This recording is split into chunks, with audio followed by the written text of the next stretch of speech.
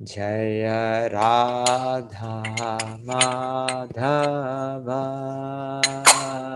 कुंज बिहारी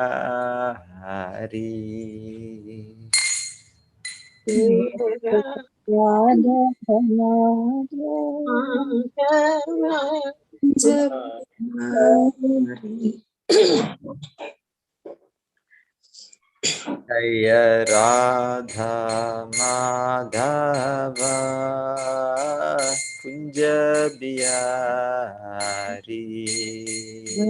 राधा माधवा कुंज बिहारी जय गोपी जन वल्लभ गिरिवरधारी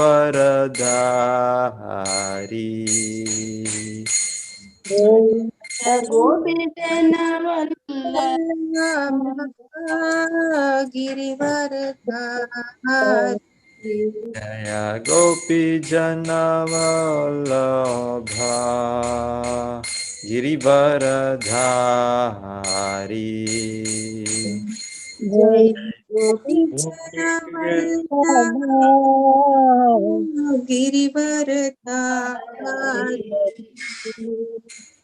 गोपी जन वल्लभ गिरिवरधारी गोपी जन गिरिवरधारी जय यशोदनन्दन व्रज जनरञ्जना यशोदनन्दन व्रज जनरञ्जना यशोदनन्दन व्रज जनरञ्जना जय यशोदनन्दन व्रज जनरञ्जना यमुनातीरावनचारी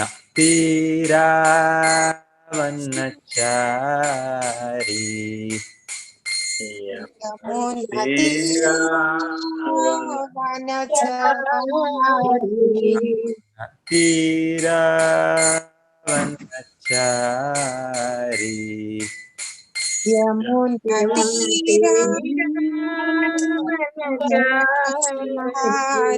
जय Radha Madhava Kunj Bihari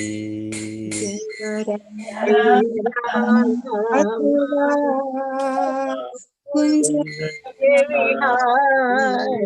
Hare Krishna, Hare Krishna, Krishna Krishna, Hare Hare, Hare Rama, Hare Rama, Rama Rama, Hare Hare.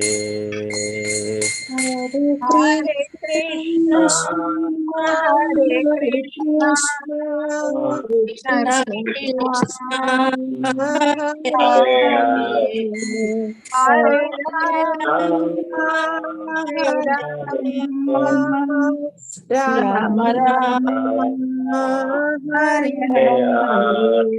Hare Krishna, Hare Krishna, Krishna Krishna, Hare Hare, Hare Rama, Hare Rama, Rama Rama, Hare Hare.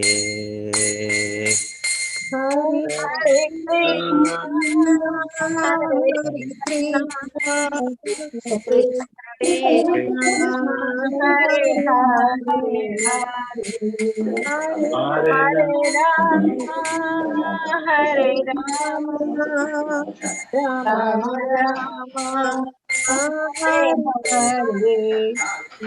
Hare Krishna, Hare Krishna, Krishna, Krishna, Krishna, Hare Hare, Hare Hare Rama, Hare Rama, Rama, Rama Rama Rama, Hare Hare Hare. Hare Krishna, Krishna Krishna, Hare Hare, Hare Rama, Ram Rama, Hare Hare. Hare Krishna, Hare Krishna, Krishna Krishna, Hare Hare, Hare Rama, Hare Rama, Rama Rama, Hare Hare Hare. Om Namo Bhagavate Vasudevaya. Om Namo Bhagavate Vasudevaya. Om Namo Bhagavate Vasudevaya. Om Om Namo Namo Bhagavate Vasudevaya. Om Namo Bhagavate Vasudevaya. Om Namo Bhagavate Vasudeva Vasudevaya. Narayanam Namaskritya Narayanam Namaskritya Naram Chaiva Narottamam Naram Chaiva Narottamam Devim Saraswatim Vyasam Devi Saraswati Vyasam To Jayamudirayet Ato Jayamudire Nashtaprayeshu Abhadreshu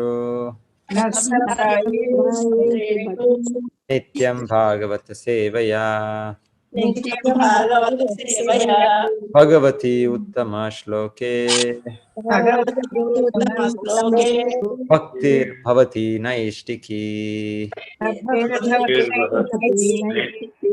Srimad Bhagavatam Pratamaskandam Adhyayam 9 Shloka 16 Nahyasya karhi chitrajan Yasya Karhi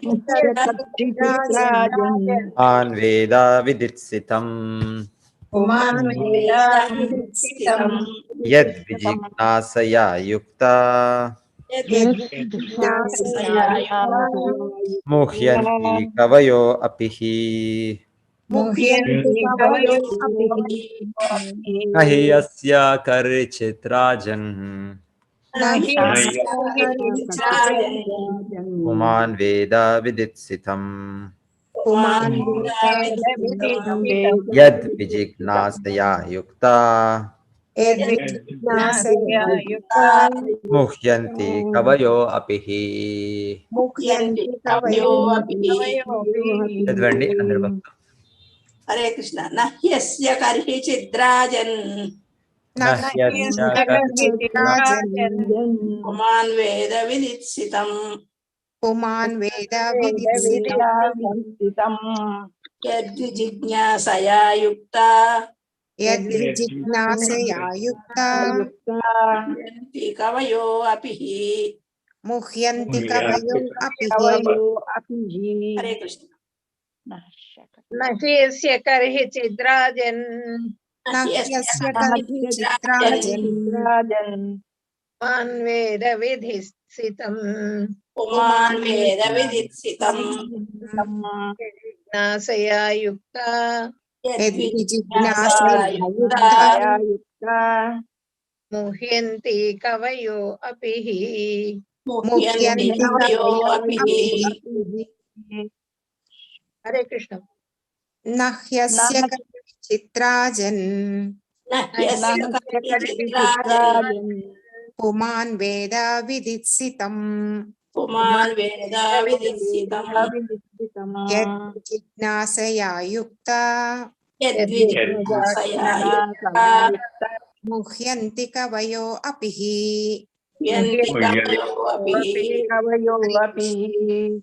Hare Krishna. Nahasyakati chitrajan Nahyasya karhi Chidrajan Uman Veda Viditsitam Puman Veda Viditsitam యద్వజ్జిజ్ఞాసయా యుక్త జిజ్ఞాసయా యుక్తా ముహ్యంతి కవయో అపిః.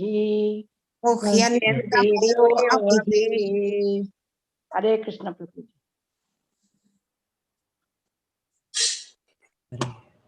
హి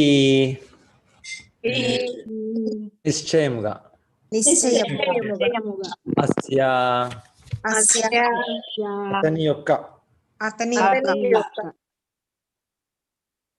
కర్హిచిత్ కర్హిచిత్ ఏదైనను ఏదైనా రాజన్ ఓ రాజా ఓ రాజా ఉమ్మాన్ woman ఎవరును ఎవరును వేదా నా వేద ఎరుగజాలరు విదిత్సితం విధిసితం యోచనను యోచనను యత్ యత్ ఏదైతే ఏదైతే విజిజ్ఞాసయా విజిజ్ఞాసయ తీవ్ర విచారణల ద్వారా తీవ్ర విచారణ ద్వారా యుక్త యుక్త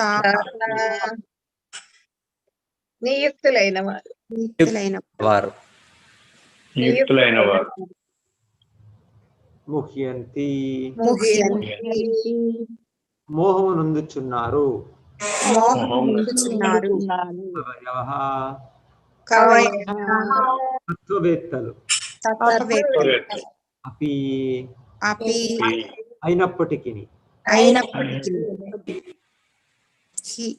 నిశ్చయముగా నిశ్చయముగా ఓ రాజా భగవానుని శ్రీకృష్ణుని యోచనను ఎవ్వరును ఎరుగజాలరు.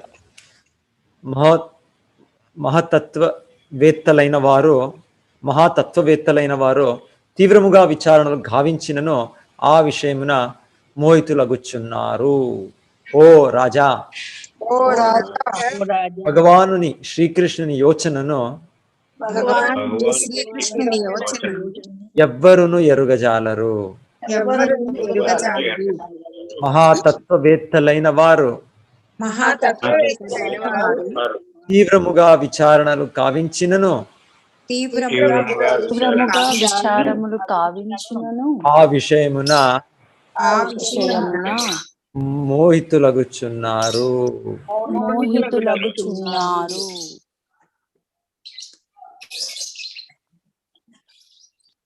భాష్యం ఎవరు చదువుతారు? గీతావాణి మతాయి చదువుతారా? చదువుతా ప్రభుజీ. చదువు. కొంచెం పై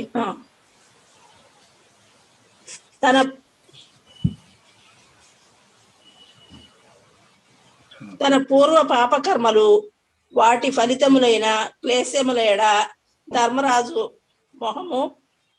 మోహము పరమ ప్రామాణికుడైన భీష్మునిచే 12 మహాజనులలో ఒకడు సంపూర్ణముగా నిరసింపబడినది.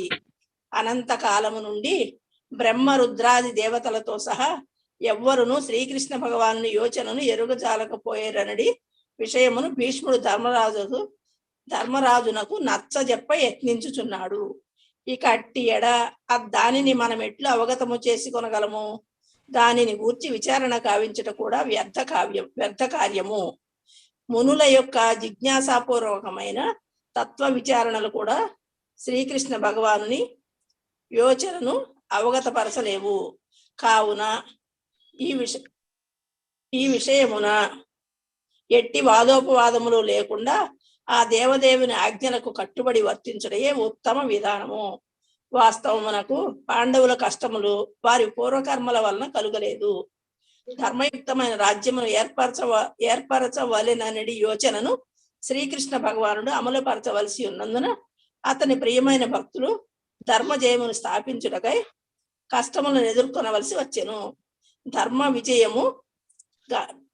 ధర్మ విజయమును కాంచి భీష్మదేవుడు నిక్కముగా సంతృప్తి చెందెను. తాను ధర్మరాజుకు విరుద్ధముగా యుద్ధము కావించినను అతడు సింహాసనము నధిష్ఠించుటను కాంచి భీష్ముడు మిక్కిలి ముదమందెను. ఎవరు యత్నించినను అధర్మము ధర్మమును జయింపజాలదని శ్రీకృష్ణ భగవానుడు చూపదలిచినందున భీష్ముడు వంటి యోధుడును కురుక్షేత్ర రణమున జయమును పొందలేకపోయెను.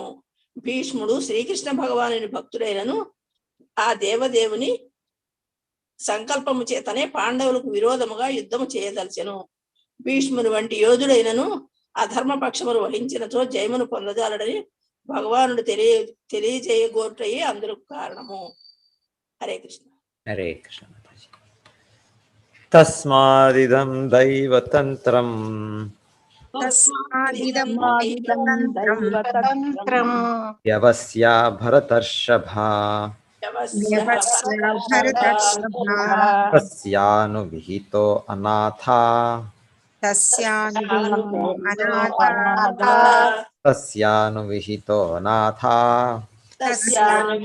అనాథా నాథ పాహి ప్రజా ప్రభో తస్మాదిదం దైవతంత్రం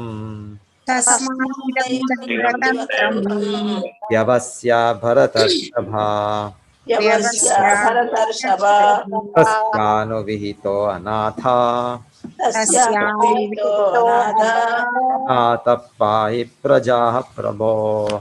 నాథ పాహి ప్రజా ప్రభో. చదవండి అందరూ ఈ శ్లోకాలు. తస్మాదిదం దైవతంత్రం యవస్య భరతర్షభా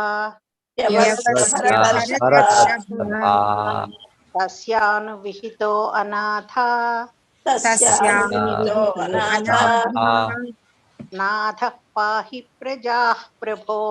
నాథ పాహి ప్రజా ప్రభో.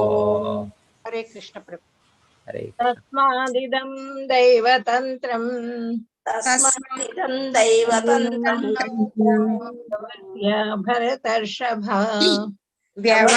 భరతర్షభా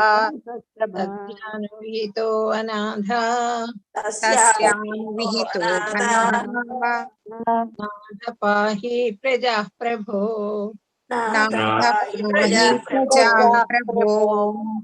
హరే కృష్ణ.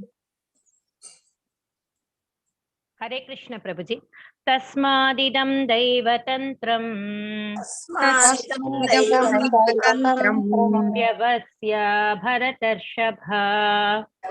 భరతర్షభా తస్యానువిహితో అనాథా నాథ పాహి ప్రజా ప్రభో. హరే కృష్ణ ప్రభు. తస్మాదిదం దైవతస్త్రం వ్యవస్య భరతర్జవా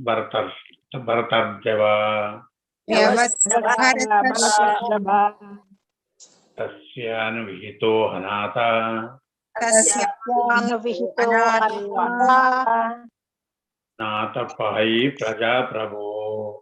నాథ పాహి ప్రజా ప్రభో. హరే కృష్ణ. హరే కృష్ణ ప్రభు. తస్మాదిదం దైవతంత్రం వ్యవస్య భరతర్షభా తస్యానువిహితో అనాథా నాథ పాహి ప్రజా ప్రభో. హరే కృష్ణ ప్రభు. తస్మాదిదం దైవతంత్రం వ్యవస్థ భరతర్షభా తస్మానువిహితో అనాథా నాథ పాహి ప్రజా ప్రభో. హరే కృష్ణ ప్రభు. తస్మాత్ అందుచే ఇదం ఇది దైవతంత్రం దైవతంత్రం విధితంత్రముగా వ్యవస్య వ్యవస్య నిశ్చయించి నిశ్చయించి భరతర్షభ భరతవంశశ్రేష్ఠుడా వంశశ్రేష్ఠుడా తస్య అతనిచే అనువిహితః వాంఛింపబడినట్లు వాంఛింపబడినట్లు అనాథాః అనాథలు అనాథలు నాథ ప్రభువు పాహి రక్షణమును స్వీకరింపుము రక్షణమును స్వీకరింపుము ప్రజాః ప్రజల యొక్క యొక్క ప్రభో ఓ ప్రభు కావున ఓ భరత శ్రేష్ఠ యుధిష్ఠిర ఇది ఎంతయో భగవాన్ యోచన నేను భావించుచున్నాను. అట్టి అచింత్యమైన భగవత్ సంకల్పమును ఆమోదించి దానిని అనుసరింపు. ఇప్పుడు నీవు పాలనాధికారి వైతివి కనుక ఓ ప్రభు అనాథలైన ప్రజల రక్షణా భారమును నీవిప్పుడు స్వీకరింపవలెను. కావున ఓ భరత శ్రేష్ఠ యుధిష్ఠిర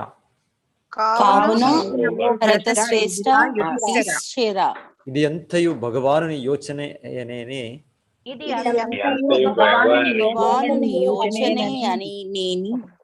నేను భావించుచున్నాను. అట్టి అచింత్యమైన భగవత్ సంకల్పమును ఆమోదించి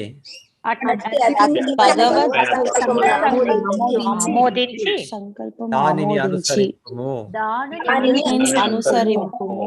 ఇప్పుడు నీవు పాలనాధికారి అయితివి కనుక ఓ ప్రభు అనాథలైన ప్రజల రక్షణా భారమును నీవిప్పుడు స్వీకరింపవలెను. పద్మవల్లి మాతాజీ చదువుతారా? చదువుతాను ప్రభుజీ. హరే కృష్ణ. ఇంటి ఇల్లాలు తన కుమార్తెకు ఉపదేశము చేయుట ద్వారా కోడలికి ఉపదేశము గావించునని ఒక సామెత కలదు. అదే విధముగా భగవానుడును భక్తునకు ఉపదేశము చేయుట ద్వారా జగత్తునకు ఉపదేశము కావించును. భక్తుడైన వాడు భగవానుని నుండి క్రొత్తగా తెలుసుకొనవలసినదేదియును ఉండదు. ఏలయన ఆ దేవదేవుడు శ్రద్ధావంతుడైన భక్తునికి అంతరంగము నుండియే సదా ఉపదేశములు కావించుచుండును. కనుకనే భగవద్గీతోపదేశములు సందర్భము వలె ఎన్నడైనను భక్తునకు ఉపదేశము జరిగినట్లు కనిపించినచో అది కేవలము అల్పజ్ఞులైన జనులకు ఉపదేశము చేయు నిమిత్తమే అయ్యున్నది. తత్కారణమున ఏ మాత్రము కలత చెందక భగవానుని నుండి సంప్రాప్తమైన కష్టములను వరదానముగా అంగీకరించుట అనున్నది భక్తునికి ధర్మమై ఉన్నది. ఎటువంటి సంశయము లేకుండా రాజ్య పాలనాభారమును స్వీకరింపమని ఇచ్చట భీష్మదేవుడు పాండవులకు ఉపదేశించుచున్నాడు.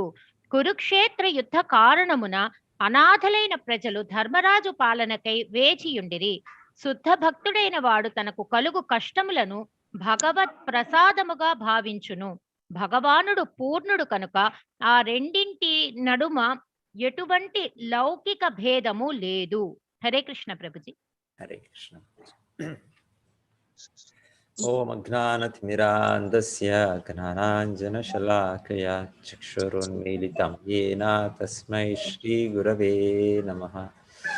నమో విష్ణుపాదాయ కృష్ణపృష్ఠాయ భూతలే శ్రీమతే భక్తివేదాంత స్వామినితి నామినే.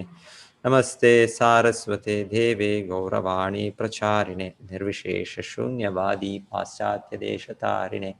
జయ శ్రీ కృష్ణ చైతన్య ప్రభో నిత్యానంద శ్రీ అద్వైత గదాధర శ్రీవాసాది గౌరభక్తవృంద. హరే కృష్ణ కృష్ణ కృష్ణ హరే హరే, హరే రామ రామ రామ హరే హరే. సో భీష్మ పితామహులు ఇప్పుడు యుధిష్ఠిర్ మహారాజుకి కన్విన్స్ చేస్తుండేది, లేదు మీరు పట్టం స్వీకరించాలి, మీరు ఇప్పుడు మహారాజు మీరు ఇంత పాప కార్యాలు చేశారు అని మీరు తెలుసుకొని రాదు. ఇది భగవంతుడి సంకల్పం. భగవంతుడి సంకల్పం ఇచ్చి ప్రతి ఒక్కటి జరిగింది. సో ఆ భగవంతుడి సంకల్పము, ఆ ప్రణాళికలు అది ఎవరికీ తెలియదు. గొప్ప గొప్ప దేవతలు, గొప్ప గొప్ప భక్తులు వాళ్ళకి కూడా తెలియక ఉండొచ్చు అని ఇక్కడ వాళ్ళు చెప్తున్నారు. సో భగవంతుడు ఇది ఏ రకంగా స్పష్టంగా ఇలాగే అవుతుంది, అలాగే అవ్వాలి, అది ఎవరికి తెలియదు, అది ఇక్కడ చెప్తున్నారు వాళ్ళు. సో భగవంతుడు సర్వోన్నతుడు. సో దానికోసం సో అయితే భగవంతుడు చేసేది ప్రతి ఒక్కటి అందరికీ మంచిదానికి చేసేది. దాంట్లో ఇంకొకటి ప్రశ్న అంతా మేము తెలుసుకునొచ్చు మనం. అయితే ఎగ్జాక్ట్గా ఇది ఇది ఇది ఈ రకంగా జరుగుతూ ఉంది అంటే ఇది ఇలా జరుగుతూ ఉంది అని మనం కనుక తెలుసుకోనేకి అవ్వదు, మాకు సంపూర్ణంగా తెలిసేకి అవ్వదు. అది మనకి భగవంతుడు కొంత బుద్ధి, కొంత శక్తి ఇచ్చాడు. సో దానితో మనము మనకి తెలిసినంత మనము సన్మార్గంలో వెళ్ళే ప్రయత్నం మేము చేయాలి. మనం సో ధర్మ మార్గంలో వెళ్ళేందుకు ప్రయత్నించాలి. సో వెనకాల చెప్పినట్లు ధర్మ విప్ర ధర్మ అచ్యుత ఆశ్రయ. సో అని మనకు తెలిసినంత ఆ విధానం మేము స్వీకరించాలి అంతే. ఎగ్జాక్ట్గా ప్రతి ఒక్కటి ఇది జరుగుతూ ఉంది, ఇది అలా జరుగుతూ ఉంది, భగవంతుడు ఇలా మా జీవనంలో అలా చేస్తున్నారు అలా అనిపించే ఒక సన్నివేశాల్లో మనము సంపూర్ణంగా అవగాహన చేసుకునే అవ్వదు ప్రతి ఒక్కటి కూడా.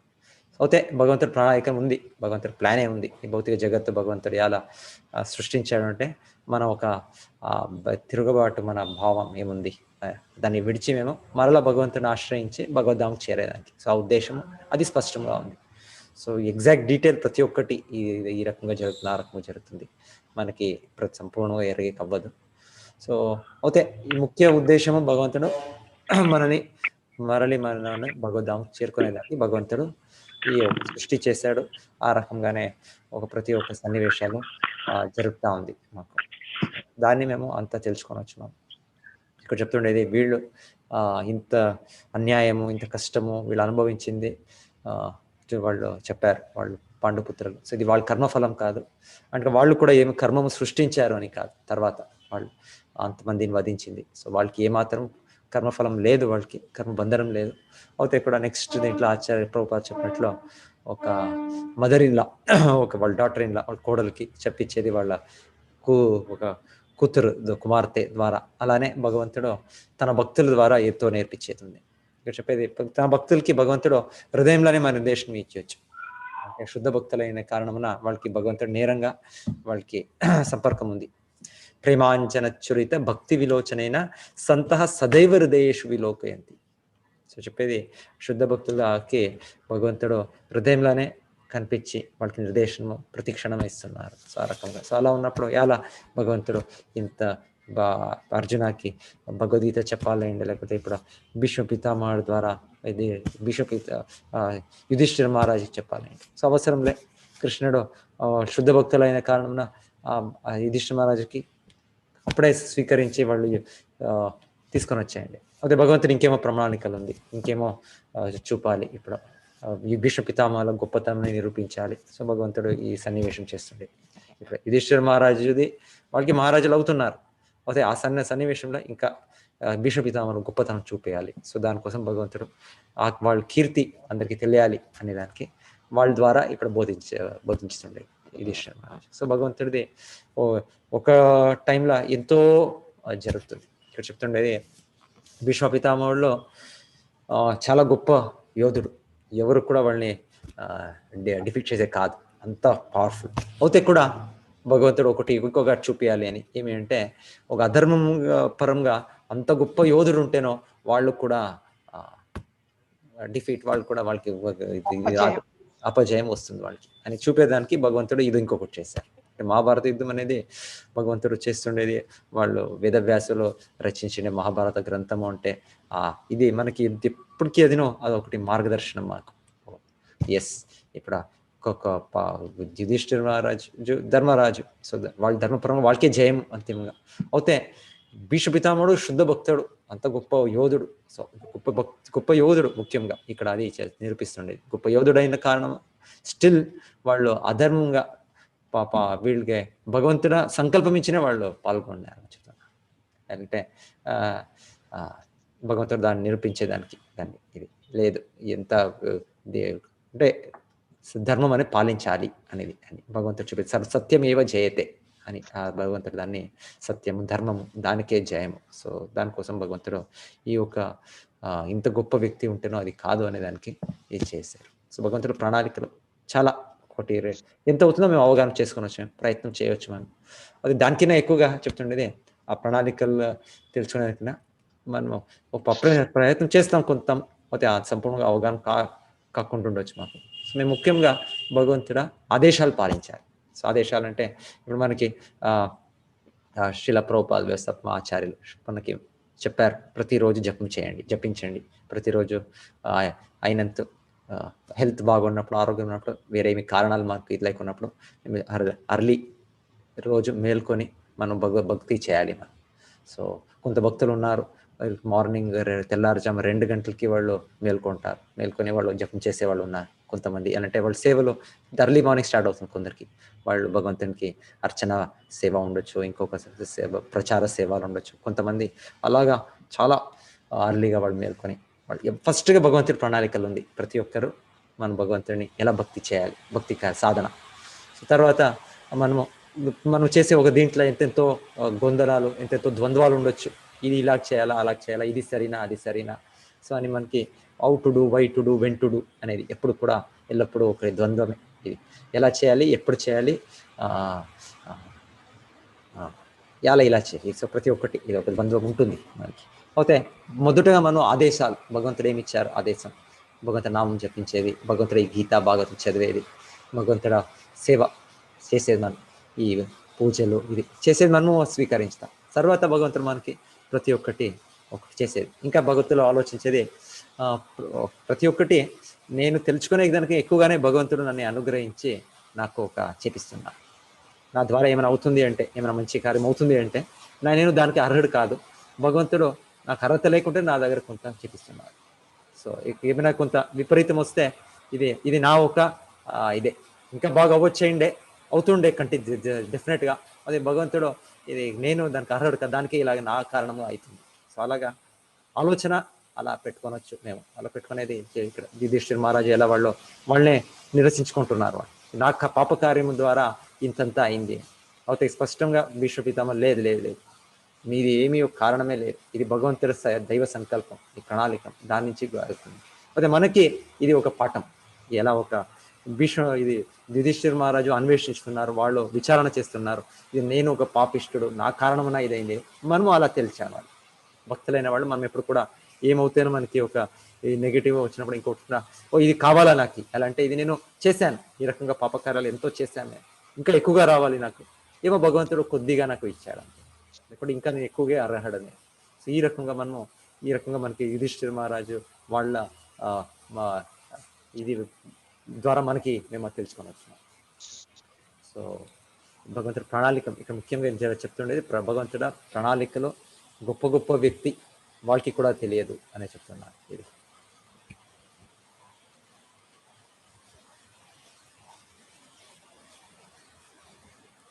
బ్రహ్మ శివ వాళ్ళకి కూడా తెలియదు. భగవంతుడి గీతాలో ఏం చెప్తారు, నహితే భగవాన్ అర్జునుడు చెప్పేది, నహితే భగవాన్ వ్యక్తి విదుర్దేవ నా దానవాహ. అర్జునుడు చెప్పేది, భగవంతుడు చెప్పేది, నన్ను గూర్చి ఎవరు ఎరగరు అని. భగవంతుడి ఈ ప్రణాళికలు అనేది సంపూర్ణంగా కాదు ఇప్పుడు ఏమిటి అని. అయితే ప్రతి లోకోద్ధారానికి మనకి భగవంతుడు చేసేది మంచిదే, శుభమే. దాంట్లో ఇంకొక ప్రశ్నలే.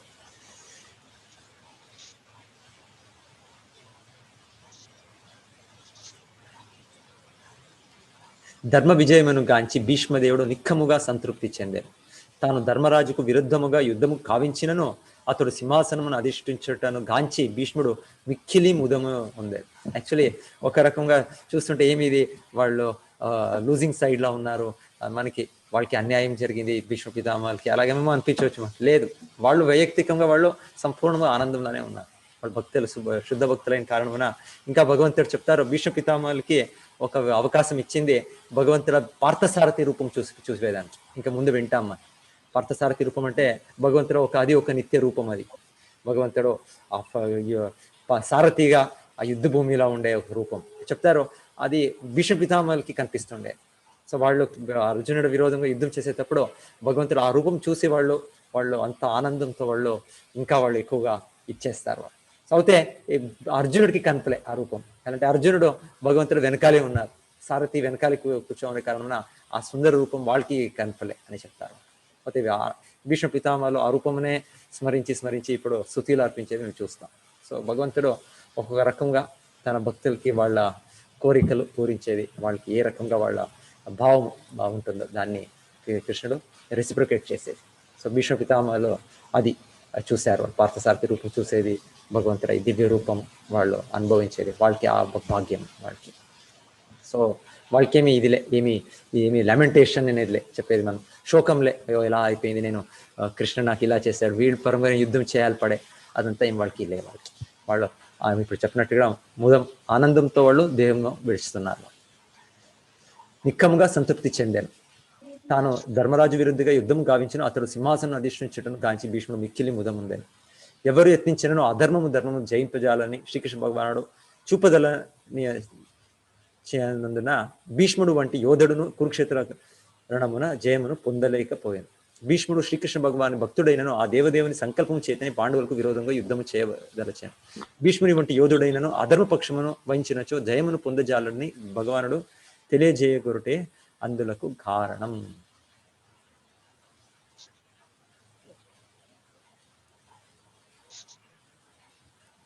సో ఇప్పుడు అంత ప్రజలు వాళ్ళు రాజు ఎవరు లేక వాళ్ళు అనాథలుగా ఉన్నారు. సో రాజు లేదంటే అంత ఇది ఎవరెవరు ఉంటారు యాంటీ సోషల్ ఎలిమెంట్స్ వాళ్ళంతా కూర్చుంటారు వాళ్ళు. సో రాజు అనేది ఉండాలి, సర్కారం అనేది ఉండాలి, సర్కారం లేకుంటే అంత లాలెస్నెస్. సో ఇప్పుడు చెప్తుండేది ఇప్పుడు త్వరనే మీరు స్వీకరించాలి నువ్వు అని ఆదేశం ఇస్తున్నా. సో ఆదేశం త్వరనే స్వీకరించాలి, లేకుంటే వీళ్ళందరూ ఎవరెవరో ఉంటారు గుండా వీళ్ళు వాళ్ళతో త్వరనే వాళ్ళు లేచి కూర్చుంటారు. సో అది కూడా వీళ్ళు చెప్తున్నారు, త్వరనే స్వీకరించాలి. ఎటువంటి సంశయం లేకుండా రాజ్య పాలనా భారము స్వీకరింపమని ఇచ్చట భీష్మదేవుడు పాండవులకు ఉపదేశించున్నారు. కురుక్షేత్ర యుద్ధ కారణమైన అనాథలైన ప్రజలను ధర్మరాజు పాలనకై వేచి ఉండేది. శుద్ధ భక్తుడైన వాడు తనకు కలగు కష్టములను భగవత్ ప్రసాదంగా భావించును. భగవానుడు పూర్ణుడు కనుక ఆ రెండింటి నడుమ ఎటువంటి లౌకిక భేదము లేదు.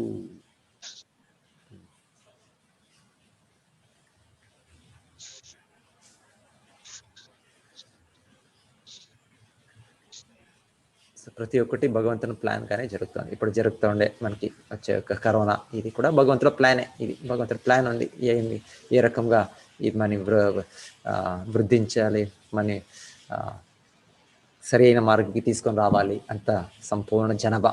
సో భగవంతుల ప్రణాళికలు ఉంటుంది. సో భగవంతుడు దాని కారణంగా చేపిస్తుండేది. ప్రతి ఒక్కటి అంతే, ప్రతి ఒక్కటి అది భగవంతుల ప్లాన్ ఉంది. హరే కృష్ణ. ఇంకెవరైనా చేర్పిస్తారా? చెప్పండి భగవంతుడి ప్లాన్. హరే కృష్ణ. చాముండేశ్వరి మాతాజీ. హరే కృష్ణ ప్రభు. ఏమీ లేదు ప్రభు, మీరంతా క్లియర్ గా చెప్పేశారు. లేదు, చాలా విచారణ ఉంది ఇక్కడ. విచారణ చేస్తున్నారు, ధర్మరాజు చాలా విచారణ చేస్తున్నారు. తర్వాత భీష్మ పితామహులు.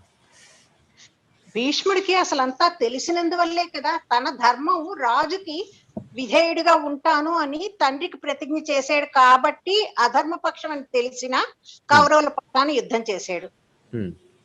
ఎందుకంటే అందువల్ల ఆయనకు అధర్మం వైపు యుద్ధం చేస్తున్నానని తెలిసిన ఆయన నిర్ణయించుకున్న ధర్మంలో ప్రతిజ్ఞలో అటువైపే ఉండాలి. ఎందుకంటే ఉప్పు తిని బతికేరు అంటారు కదా, రాజుగారి యొక్క నివాసంలో ఉంటున్నారు, రాజుగారి యొక్క పోషణలో ఉంటున్నారు, కాబట్టి రాజధర్మం వైపే ఉండాలి అని.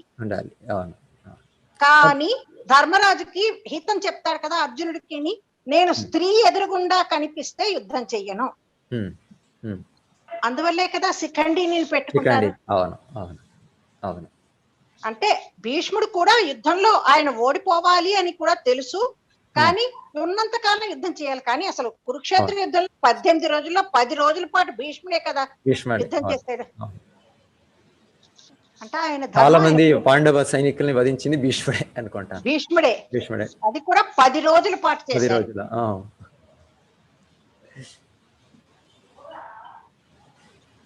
తెలుసు వాళ్ళకి ఎంతో కృష్ణుడే స్వయంగా ఉన్నారు ఇప్పుడు ధర్మ అదే స్థాపన అన్ని కోసము. తర్వాత సో నేను నా కృష్ణుడు ధర్మం నేను ధర్మం చేస్తాను చాలు, ఇంకా భగవంతుడు భీష్ముడు యుద్ధరంగంలో ఉన్నంతసేపు ధర్మం తప్పదు ప్రభుజీ, ఆ తర్వాతే మెల్లిమెల్లిగా మోసాలు ఆ కుతంత్రాలు.